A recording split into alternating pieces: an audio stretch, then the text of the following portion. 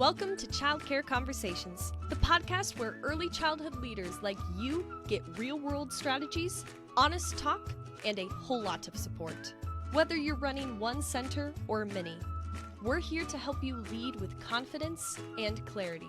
This episode is brought to you by this quarter's sponsor, Playground, the all-in-one childcare management software. We're all about managing monkeys and saving you time at your center. With this platform, you can. We're proud to partner with a team that's as committed to your success as we are. Learn more at tryplayground.com. Now, let's get into today's conversation, one we think you're really going to love. Welcome back to today's conversation. And I'm so excited because we've got some more folks from the South joining us today. And I'm going to have Danielle introduce herself, kind of tell us a little bit about how she found herself in early childcare. And then we are literally just going to have a conversation about problem solving. And sometimes that first step is identifying what the problem is to begin with. So with that, Danielle, go ahead and introduce us to yourself and a little bit how you got started in early childcare. Absolutely. Good morning, everyone. Thanks for having me on. I have been in the early childhood industry for almost 35 years. It'll be 35 years next month. I like to say that we are one big family where we are. We have seen challenges. We have seen excitement, growth, scared times, happy times, all the things in between. But our favorite part of it is watching all of these little lives grow up. So, so thanks for having me on. Awesome. So with that much experience behind you, did you find yourself in the industry because you had a child and you went, I need to find myself a job where that works? Or was there another avenue? It's a very unique story for us. So I actually started taking dancing from my then boss at 4 years old and continued it through high school. I tried college, wasn't my thing. So she owned a childcare center that she opened because of her children and offered me a job. So I started working at that time, and the son that she opened the child care center for at the time, I was around when he was born, is now my boss. So we are more like brother and sister. So that's kind of the quick version of the backstory. I've actually been with the family, I should say, for 46 years. I'll give my age away a little bit. So that's how it all came to be. It just, I believe that things happen for a reason, and this journey was definitely one of my big reasons. I love that story. So we will drop Jonathan's episode in the show notes. So if you would like to hear more from her boss, he has been a guest before. We will go ahead and drop that story in so you can get both sides of the story, because it is kind of fun. So you've been in the industry, you've been exposed to all levels, you've expanded, but what are some of the problems you guys have really struggled with over the last couple of years as, let's just say, everybody kind of decides to be a little more modern and a little more strategic with how we spend time and money? Yeah. So it's hard. And look, in childcare industry, especially, it's hard because we all know that you don't get into childcare to make tons of money. You do it for the love of the children. And so that's where you have to really get creative in your bookkeeping, your hiring, your not too creative in your bookkeeping. No, not too creative. No. We like to say that we do things by the book, but just checking, because you said creative bookkeeping, and that is a whole other connotation. Like, wait, that's a different episode. So it's a challenging field, I guess, to be in, but such a rewarding field. And I think that's the thing we have to remember. But we did, we had some ups and downs with software that we're using. And it's really hard when you have 4 centers to find things across the board that work for each center and each person running your centers. So tell me more about that. Is that because of personalities? What do you mean by finding things that work for all 4 locations? I think personality is definitely a key part, but also just, you have some people who they can run a great center and they deal with the children really well, but they're very scared of computers, or, you know what I mean? Or, you may have somebody who's really good at computers, but they're not so great at the paperwork part of it. And so it's just finding all the little ways to make your team align. We have been very fortunate. We have people that have been with us for a really long time. But again, that also comes with some challenges because you got to get them all on the same page when you make any kind of change.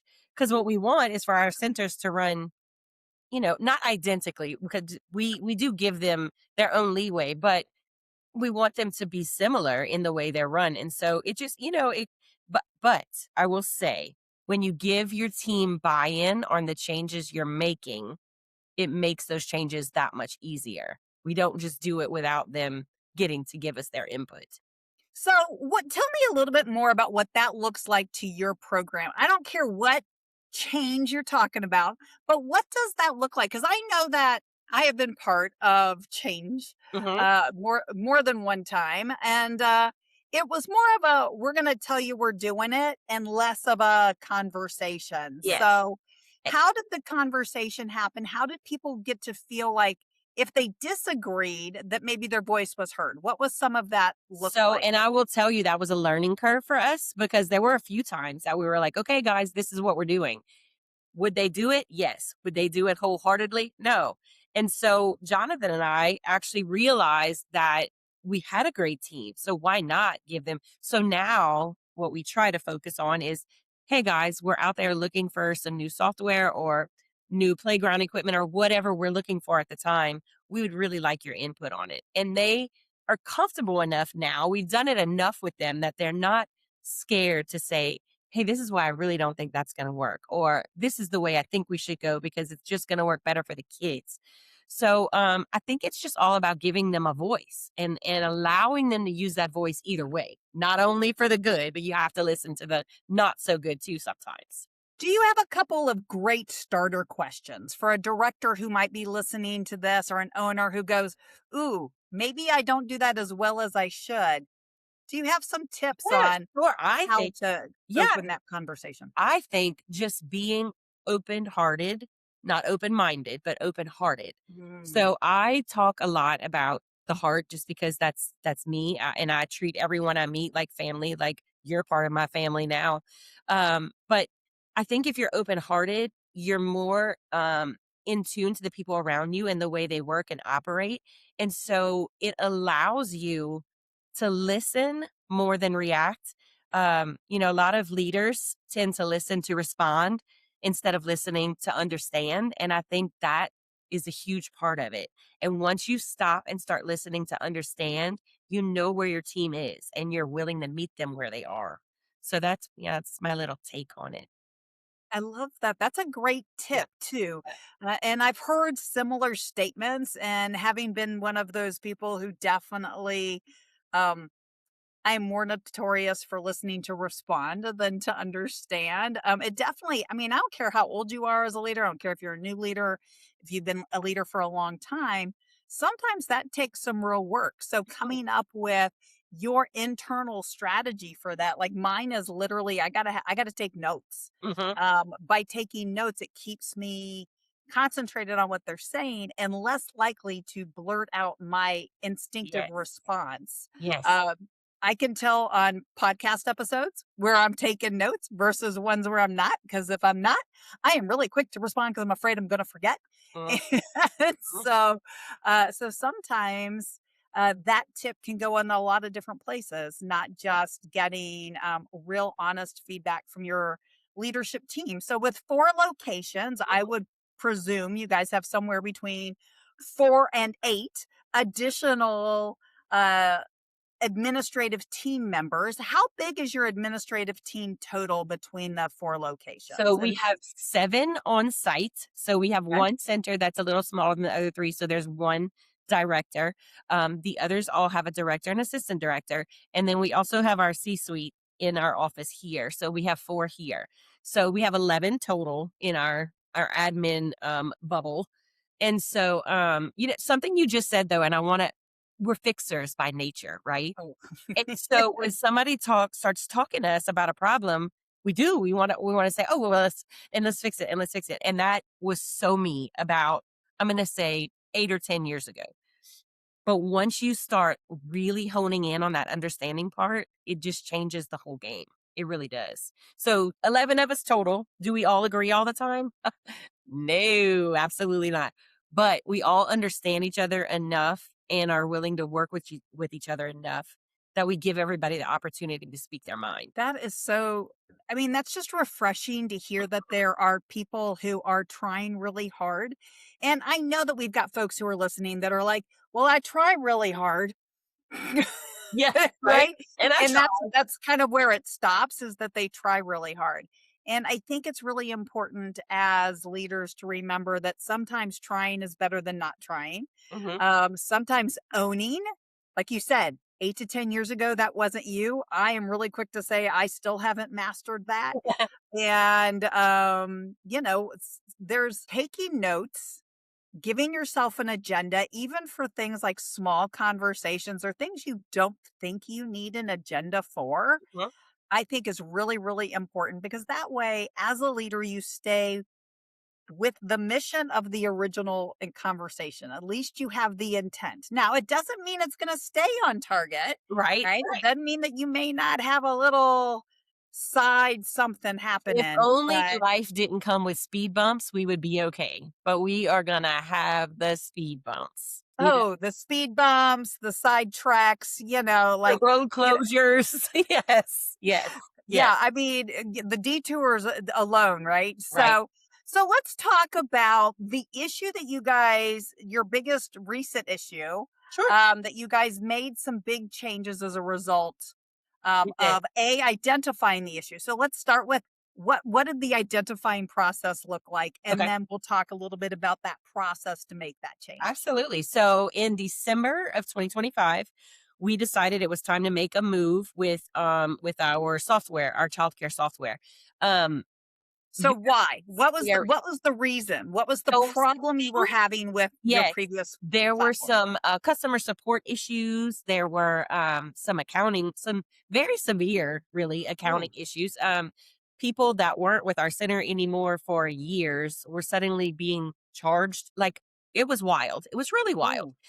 And so, we started reaching out to customer support. And listen, customer support for us is everything. If I can't get you on the phone to help me figure it out, then we but when I tell you scary, we have been using the same people for, I'm going to say, at least 18 years. So when you're using them that long, I was so used to it, and creature of habit right here, right? So I know these things in and out. And then you say change, and I'm like, okay, I can do this. So we reached out to our team. Do y'all think it's time? Do we need to do? And they were like, yes, we need to do something. So we started just kind of, So, okay. yeah, I just want to clarify, because I yeah, think I heard you right. You had clients who hadn't been clients for over a year, who got billed from the platform you had been using. correct. And so therefore you then had to go back and credit and find them and Or apologize. and And call them and say, oh "Listen, my gosh. I'm really sorry. I know I that." mean, that's more than a security breach. That's a breach of trust. I mean, we work so hard in this industry to have our families know, like, and trust us, that, Yes. oh, I can't even, Yeah. oh, okay. And, So it's okay if it's a I'm just parent. curious. Are we talking like one or two people, or are we talking like it uh, ended up in like thousands of dollars kind of an issue? I'm not gonna say thousands of dollars, but I will say 1,000.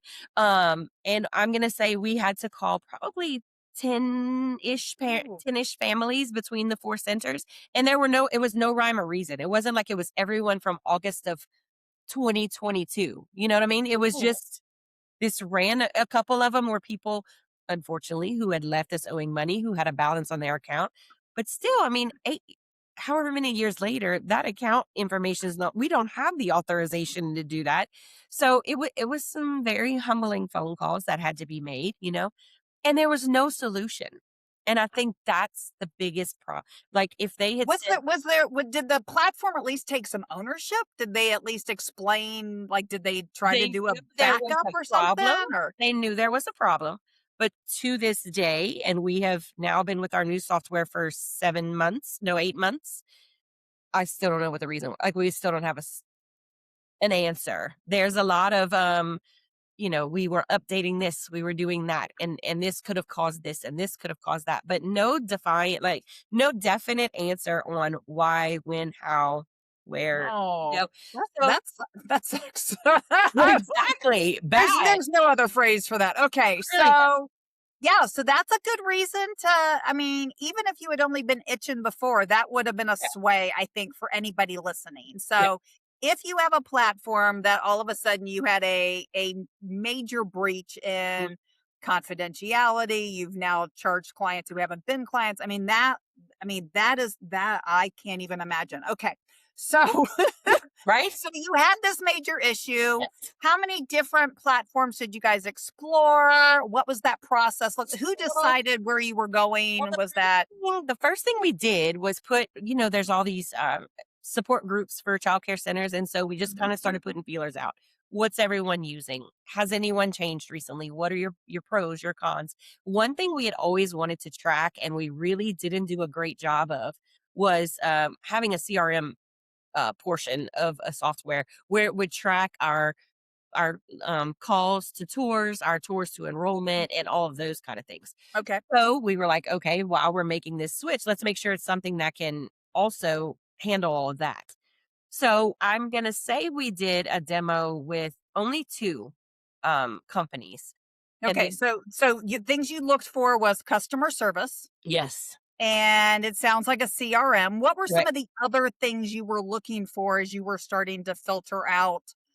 Because we know there's a lot of software right now, right? And probably more in July and August of 2026 than we've ever had.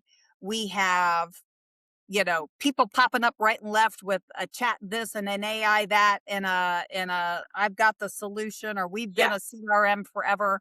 So you had two major issues. What else were you looking at? We also wanted a software that we could, and now I'm gonna use this term because I've heard it from them, but I didn't know I needed it at the time. A set it and forget it. Mhm. So I want to set everything for this family that I need to happen, and I just want the software to do it. I don't want to have to go in every week and check it. I don't want to have to, and so a set it and forget it feature. We also wanted something. A lot of times, softwares have two separate platforms for their like accounting part and their staying in touch with their families part. And so we Mhm. wanted a software that it was everything. We could do our billing. Our parents could see their billing live, and we could also communicate with them through the software. With the parents, with the teachers could communicate with the parents, and everything we've used prior to this, it was you had to have an app for the teacher to communicate with the parent. You had to have a separate app for the accounting part. They couldn't always see. So we just wanted one software that would just make our life easier. Gotcha. All right. So let's talk transition, because even Mm, once so I would presume you, based on our previous conversation, you probably had conversations with other members of the leadership team. So yes, not just the two of you out of the 11. How many of you were all 11 involved in the conversation? 11. Yes. All 11 of Yes. you were involved in the conversation. What were some of the concerns about making a switch, other than it's been 18 years and we've been with this same platform? The questions I got were, how much time is this going to take out of our day? Because we all know if you're running a childcare center, you don't have much of that. Right. How hard is it going to be to learn? Let's see what else. Are our parents going to be upset? So your parents get used to what you're using too. And so then you're like, hey, we're switching to this whole. So how are we going to roll this out to our parents? That was a big one. And I think that was pretty much the only three that they were worried about. Time was the biggest thing. Okay. How, am I going to have to spend the weekends here getting everything transferred? Because, oh, that was another one, transferring information. Are we going to have to re input all of this information again? So those were the big ones. Gotcha. All right. So you've decided, you've made a change. How smooth and beautiful was that? So it was smooth ish and beautiful ish. Um, we did run into a couple of snags, but this is what I will say. The customer service part of this software is outstanding. So when we did have those not so beautiful-ish moments, they were right there to either and listen, they didn't have an answer every time. But the good news about it was there were things we were running into, and then they immediately, I'm going to say immediate, within a week, would have what we needed up and running. So they're very, what's the word I'm looking for, Kate? Responsive? Responsive and proactive when you come up with a problem. We ran into a couple with the CRM, and um it was never, well, sorry, this is just how our software is. It was, oh, that's a great idea. Let's see if we can implement that for you. So that was huge for us. Now, okay, so let's talk about implementing, and then we're going to kind of wrap this up. Only because I want to make sure that we think of it through one standpoint. Sure. So, when we start talking about that whole implementation piece, have you noticed something where they've made an update and it maybe didn't work backwards for you, or do you think it only worked for other people? Like when they're making an adjustment for you, Mhm. are they making it for everybody, or is it just for you? Like, is this No. custom? Well, this is my understanding is that once they make a change, it's available to everyone. I'm going to give you a for instance. So we have 4 centers, right? Mhm. All of the funds come through this main office. So our directors take it, they mark it down in the software, but then it comes here to get double checked and deposited. So we've always been able to have a deposit report. Here's the cash, here's the checks. We didn't have that with this software, and we didn't realize it till after we implemented. So we reached out to them, we told them, but now it's there. We can use it, but so can any other person that's using their software Awesome. anywhere. So it's Great. around the board. Yeah. Well, I love hearing that you've contributed Right? to That's exciting. growing and working with the platform. Yeah. So one of our first guests for this series actually was involved heavily in the CRM. So the CRM didn't really exist Hmm. when they came on. And so they were very involved with like regular weekly calls with the platform to be involved in what they personally needed for a CRM.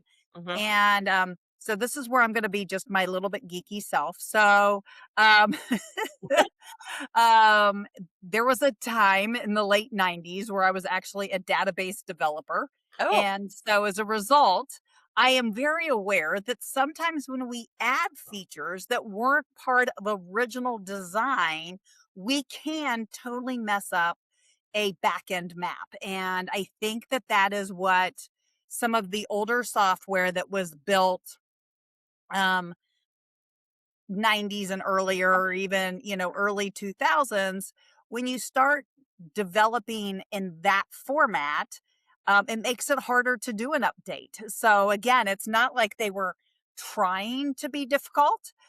They just had an older system. So tell us a little bit about the software that you switched to and what was your final deciding factor. Absolutely. So we ended up switching to Playground software. I think the deciding factor was the amount of support and the ease of use of their software. The set it and forget it was because I do the accounting. I was like, okay, can we do it? Said that, can we do it yesterday? But I think honestly, and even to this day, the customer support, I call it the magic blue bubble. So when you're in their software, there's this little blue bubble at the bottom. And anytime you have any kind of question, you click this magic blue bubble and then someone just appears like to help you. And within 5 minutes, you either have an answer or you have a date that you're going to have a solution. So to me, that's just, I pray that it stays that way the whole time. But so far, we've been with them right at 8 months. And the magic blue bubble is probably my favorite feature right now. All right, I'm just gonna. That's good. Okay. So Marie, when you're listening to this, that's the name of this episode. And it could be because I am old enough to remember the blue light specials with Kmart, Yes. and so I am like, oh my gosh, we have our own blue light special, and Yes. so Yes. the flashing blue bubble is absolutely. I still tell stories about their grandma feature. So if you've never heard that story, when the three founders started the software, the whole goal was, could grandma figure it out? Yes. And grandma was still in the industry at the time. And so I think that that is really, really important. And as somebody so I have a whole private tech life, and so I try not to really get into that too often. But one of the things I absolutely hate to do is ever to update my tech stack. So if I have to update a tech stack, whether it's a new phone, new computer, new software, Lordy be help us. It's a whole new everything software. We did that about a year ago, and we've now done that three times in the last 2 years. And yeah, it makes my stomach hurt just thinking about it. So I think that knowing your ease of use, your set it and forget it, and even your customer support magic blue bubble, I think really do hopefully help folks at least to go, okay, maybe this is something I need to check out. So Yeah. if people want to get in touch with you and ask you questions, either about what it means to be a heart centered leader, or even about your experience with the software, how can people get a hold of you? Obviously, we'll have it in the show notes, but Yes, absolutely. I would love, and listen, that's one of my favorite things in life is to share good, bad, ugly, great, listen, vent, all the things. So Danielle at inspiremanagementgroup.com. It's super long, but you'll never forget it. So again, it's Danielle at inspiremanagementgroup.com. You can email me. I would love to chat with anybody that has questions, because we had a lot of questions, and they gave us a list. That was another thing. They gave us a list of people we could contact, just to see, like, how hard was it? What was the transition like? And so, Inspire Management Group is something that we run out of this office, and we do consulting and different things. And you said lead with heart. And one of my favorite things to do in the world is to speak to people about just being a good human and having a kind heart. And so I would love to help anyone who has questions at all. love that. All right. Well, thank you so much for joining us in today's conversation. If you have not already subscribed to the podcast newsletter, go to childcareconversations.com and subscribe to the newsletter. We actually have 2 episodes that go out every week. And with that, we have a newsletter that goes out every week. And sometimes those newsletters have specials and things that are not in the podcast or in the show notes. So with that, we can't wait to talk to you soon. Thanks for tuning in. We love bringing you real talk and fresh insight from the world of early childhood education. Be sure to follow us on social media to stay connected and catch all of the latest episodes. And if you're planning a conference, training, or special event, Kate and Carrie would love to speak to your audience. You can learn more about their keynote sessions and workshops at kateandcarrie.com. If you learned something today, share the show and leave us a review below. We'll see you next time on Childcare Conversations.